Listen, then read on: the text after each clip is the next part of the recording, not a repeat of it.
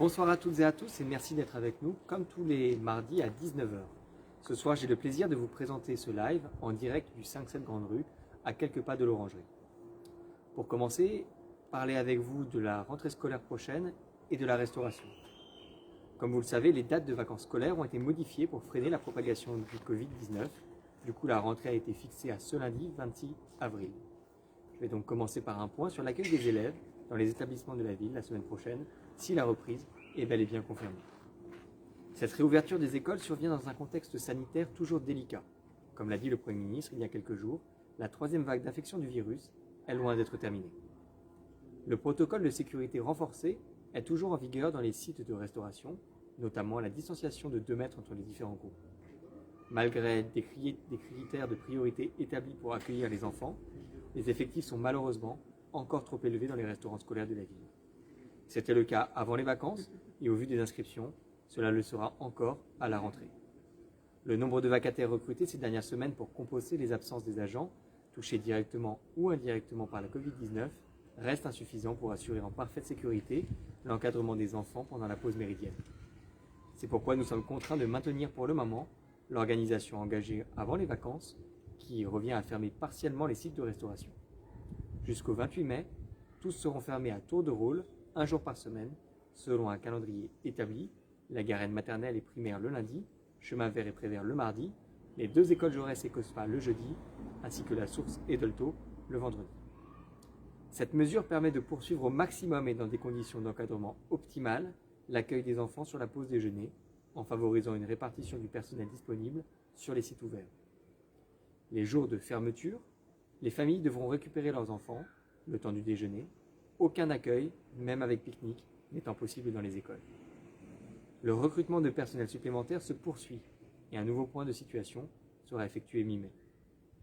A noter que les accueils périscolaires, matin et soir, fonctionneront normalement, mais attention, tout cela reste encore à confirmer, car à ce jour, le nouveau protocole sanitaire mis en place dans les écoles pour la rentrée du 26 avril n'a pas encore été diffusé.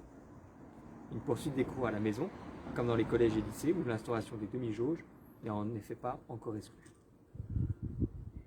Au-delà, il me semble important ce soir de revenir sur le vote du budget en conseil municipal de la semaine dernière. Mardi dernier, et vous l'avez peut-être déjà suivi ici même, a eu lieu la séance du conseil municipal avec le vote du budget 2021 de la ville. Un budget qui priorise l'écologie, la solidarité et le rapprochement entre les habitants de notre ville. Parmi les points majeurs, nous pouvons citer l'enveloppe consacrée au développement durable.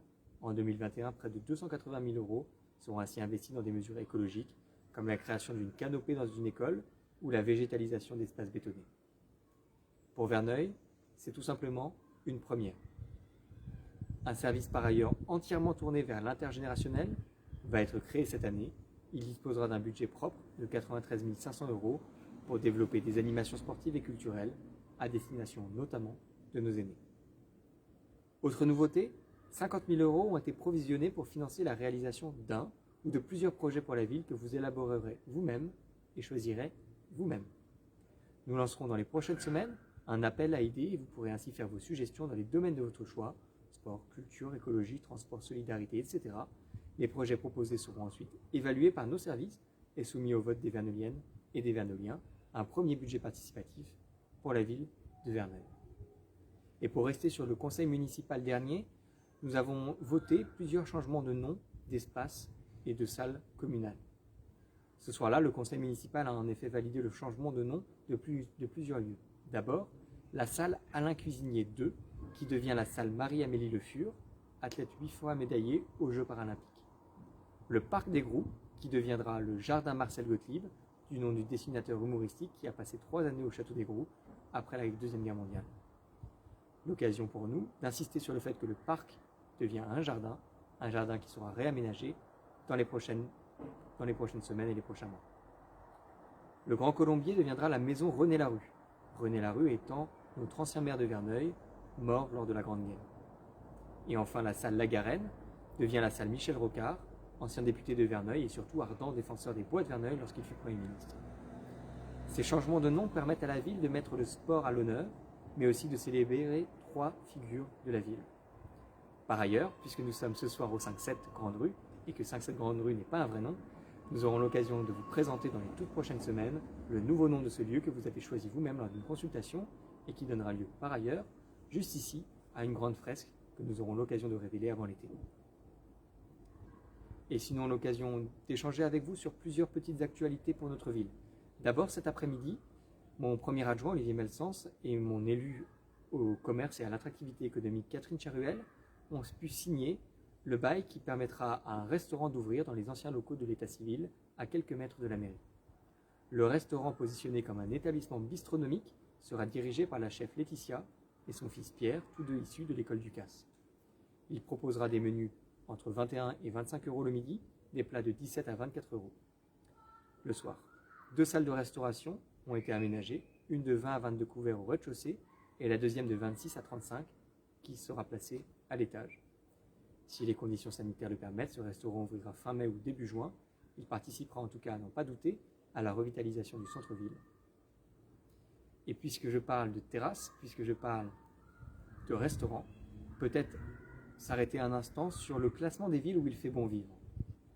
Car d'une certaine manière, c'est le fruit déjà de plusieurs actions menées, et bien entendu, d'actions menées par la précédente municipalité.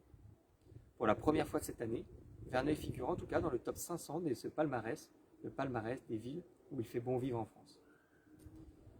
Ce palmarès est établi sur 34 837 communes et à partir de 183 critères comme la qualité de vie, la sécurité, les transports, les commerces, la santé, les services, l'éducation, les sports ou les loisirs, seulement 24 villes des Yvelines de plus de 2000 habitants apparaissent dans ce classement.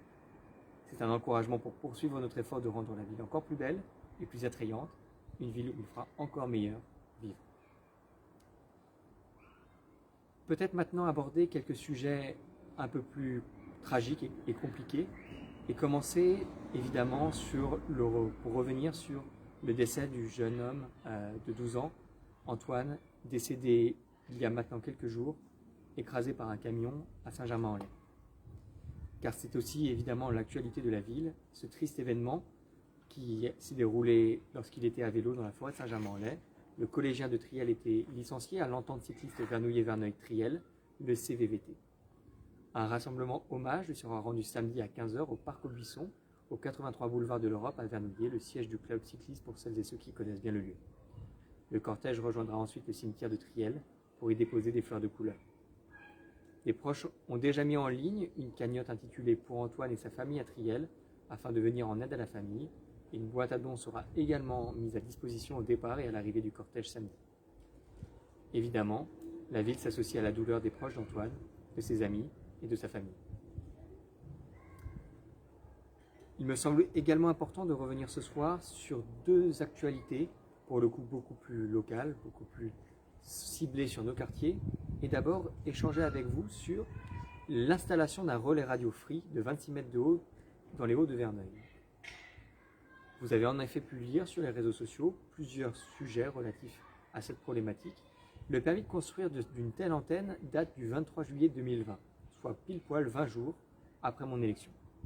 À mon arrivée en fonction le 3 juillet 2020, le délai pour faire appel était en effet déjà écoulé, ce qui a permis à Free de formaliser sa demande de permis sans que nous disposions de base légale pour les empêcher.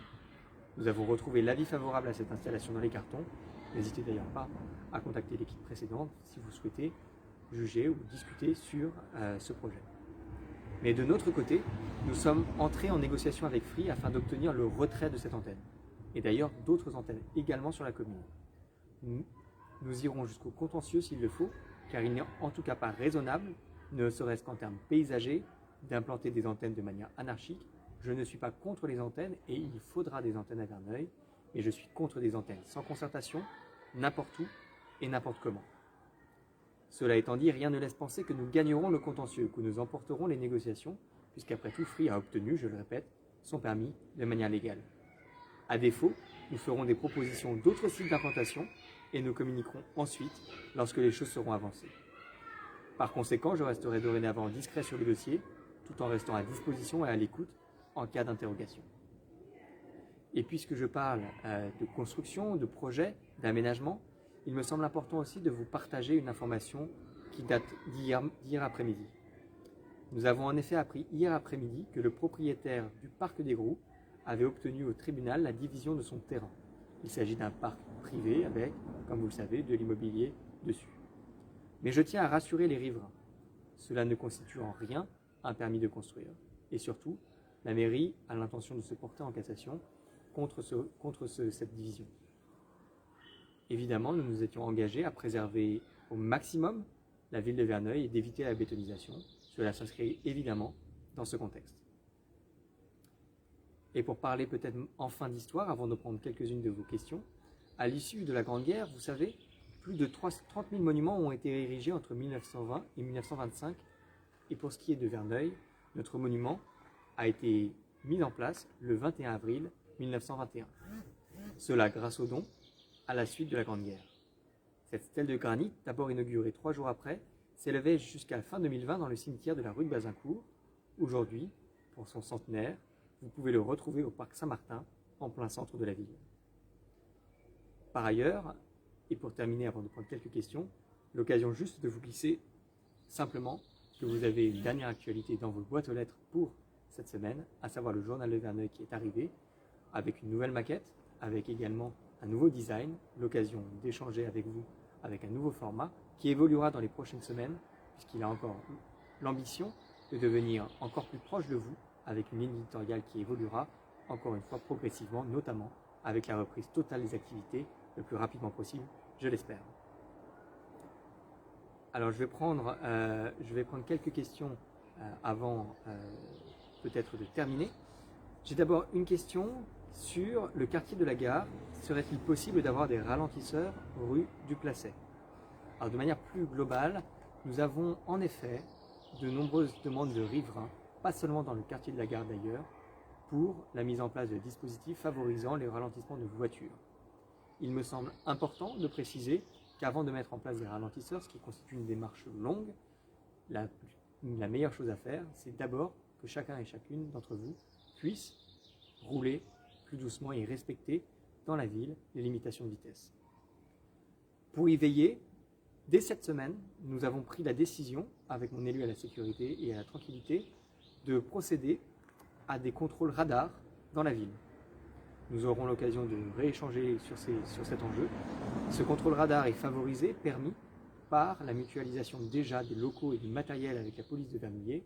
Nous avions un radar mutualisé, malheureusement en panne. Il vient d'être réparé et permettra, encore une fois, de faire respecter la vitesse dans notre commune, y compris d'ailleurs sur les grands axes, mais aussi sur les plus petits, puisque nous avons en effet de plus en plus de demandes, notamment sur des petites rues, sur le quartier de la Gare. Nous avons ensuite une question, comment faire pour arriver à installer des poubelles dans la contre-allée de la rue Alexandre de Tocqueville? Beaucoup de personnes s'y promènent leurs chiens, mais pas de poubelles. Alors pour le coup, le sujet poubelle est suivi directement par plusieurs de nos élus, et en particulier Ida Gontier, qui est notre élu à l'écologie, et qui travaille avec GPSEO pour pouvoir mettre en place des poubelles dans la ville. Le débat est loin d'être clos, car le sujet est d'abord communautaire, mais il est essentiel que nous parvenons à réussir à avoir davantage de poubelles dans la ville, puisque nous avons des lieux dans la ville qui sont malheureusement sales, parce qu'il manque de poubelles. Je pense notamment au centre-ville, lorsqu'il y a les enfants de Notre-Dame. Si nous avons des poubelles en trop faible nombre, il est évident, malheureusement, que les jeunes ne peuvent pas y mettre, notamment ce qu'ils achètent lorsque ils viennent manger auprès des commerçants du centre-ville. Je vais peut-être prendre encore une ou deux questions. Une question relative aux coupes dans la forêt, puisque nous sommes intervenus ce matin même avec mon élu, encore une fois à l'écologie de la Gontier, suite à des demandes relatives à des coupes sauvages, considérées comme sauvages dans la forêt. Il n'en était rien, il s'agit en effet de coupes qui sont légales. Pour vous faire un petit topo sur ce sujet, c'est assez simple. Ce qu'il se passe, c'est la chose suivante. L'Agence des espaces verts a fait faire une étude avec l'ONF afin d'évaluer quels étaient les arbres qui étaient déjà malades, menacés, etc. Tous les arbres malades, menacés, ont été tagués d'un petit point orange que vous pouvez retrouver sur les troncs. Un appel d'offres a été lancé et un acheteur de bois a été sélectionné. Cet acheteur a fait le choix d'un prestataire pour couper les bois, un prestataire d'ailleurs vernolien que j'aurai l'occasion de recevoir très prochainement. C'est ce prestataire qui mène ces coupes. Ce matin, il se trouve que certains des employés n'étaient pas malheureusement en toute sécurité. Et par conséquent, nous avons fait mettre fin au chantier. Ce n'était pas la première fois que nous nous déplacions sur le terrain pour rencontrer ces derniers. Le sujet est assez simple, vous avez été plusieurs à nous le remonter. Ce sont des employés qui ne parlent pas d'ailleurs toujours français, ce qui explique pourquoi certains d'entre vous ont eu des difficultés de communication parce que vous aviez simplement envie d'avoir de l'information. Mais ces coupes, donc qu'un seul but, ce sont des coupes sanitaires. Des coupes sanitaires, pourquoi? Parce que malheureusement, de nombreux de nos arbres sont malades et il est temps d'entretenir notre forêt pour éviter qu'elle ne dépérisse. Alors bien sûr, quand on voit des arbres coupés, cela fait toujours mal au cœur. Mais encore une fois, couper des arbres permet aussi d'améliorer la durabilité de la forêt. Et c'est pour ça que nous travaillons avec l'ONF et l'AEV afin de nous assurer que ces coupes soient pas seulement légales, pas seulement propres, mais plus globalement qu'elles se fassent de la meilleure manière possible. Malheureusement, pour procéder à ces coupes, il aurait fallu fermer entièrement la forêt pendant 1 voire 2 ans. Comme vous vous en doutez, cela a été impossible, en particulier en période Covid, et par conséquent, nous avons dû prendre la décision de ne pas la fermer pour vous permettre de rentrer dedans, de vous promener, de faire du vélo. Malheureusement, la conséquence, c'est que certains espaces sont dangereux. Évidemment, c'est une décision de l'AEV de mener les 2 choses de front. Une chose est sûre, aujourd'hui, nous avons conscience de votre inquiétude et nous travaillons avec ces différentes organisations afin de proposer un travail de couple le plus possiblement propre et surtout le moins dangereux possible. Nous avons pu constater qu'à certains endroits, les coupes étaient en effet très dangereuses et nous travaillons donc d'arrache-pied avec notamment l'AEV, l'Agence des espaces verts, pour améliorer la situation. Encore quelques questions. Une question sur des parents qui sont dans l'attente d'une solution pour l'école maternelle Françoise Dolto pour faire ralentir la circulation des voitures qui ne respectent pas la limite de vitesse. Les passages piétons, encore une fois, je l'ai mentionné tout à l'heure, ça fait en effet partie des endroits où vous avez des problématiques de vitesse forte. Une première réponse sera les radars. J'invite chacun à faire très attention puisque dès les prochains jours et sur les prochaines semaines, des contrôles systématiques auront lieu dans la ville. Je vous dis ça pour sauver vos points, mais aussi pour sauver la vie des Vernoliens et des Vernoliennes qui vous côtoient. Encore une fois, faites attention à votre vitesse, ralentissez, sans quoi vous perdrez vos points et vos permis. Et puis sur la durée, une étude est en cours sur le réaménagement total de ces espaces et nous aurons l'occasion dans les prochains mois de revenir avec des propositions et peut-être même des solutions sur le devant de l'école Dolto. Une question sur l'annulation du stage de foot qui devait avoir lieu cette semaine pour les enfants et des personnes qui sont surprises sur la suspension de ces activités quand d'autres, comme le handball ou le poney, avoir lieu. Une question qui demande si c'est un dommage collatéral d'un conflit mairie-club de foot. Alors la réponse est non, on s'entend pour le coup très bien avec le club de foot, tout se passe même plutôt très bien. La question n'est pas là, la question est plutôt qu'il s'agit de choix qui sont faits par les clubs, qui ne peuvent pas tous respecter les mêmes protocoles, qui sont plus ou moins durs, suivant les sports. Pour certains sports, il y a des souplesses, pour d'autres c'est plus compliqué. En tout cas, une chose est sûre, j'ai hâte que le foot puisse reprendre le plus vite possible et notre équipe travaille d'arrache-pied pour proposer notamment des aménagements avec les clubs de foot, pas seulement pour la période Covid, mais aussi pour l'après et même pour les prochaines années, puisqu'il y aura de nombreux aménagements apportés, avec notamment à terme, dans les prochaines années, la réfection du terrain synthétique qui sera urgent. Peut-être terminer par encore une dernière question, une question sur la sécurité. J'en profite pour rebondir, puisque le Premier ministre et le ministre de l'Intérieur ont annoncé hier, lors d'un déplacement à Sartrouville, l'augmentation des présences policières de la police nationale dans les Yvelines. En l'occurrence, pour le secteur de Conflans, dont nous faisons partie, ce sont 18 policiers, soit 6 voitures, qui seront bientôt en poste dans notre secteur. C'était une demande que nous avions formulée auprès de la direction départementale de la police nationale ainsi que du commissariat de Conflans. C'était aussi quelque chose que nous avions porté vis-à-vis du gouvernement et nous sommes fiers d'avoir pu voir notre voix entendue, puisque la sécurité n'a pas de prix, la sécurité de toutes et tous, en particulier lorsque, comme notre ville, est isolée par rapport au commissariat, en l'occurrence de Conflans.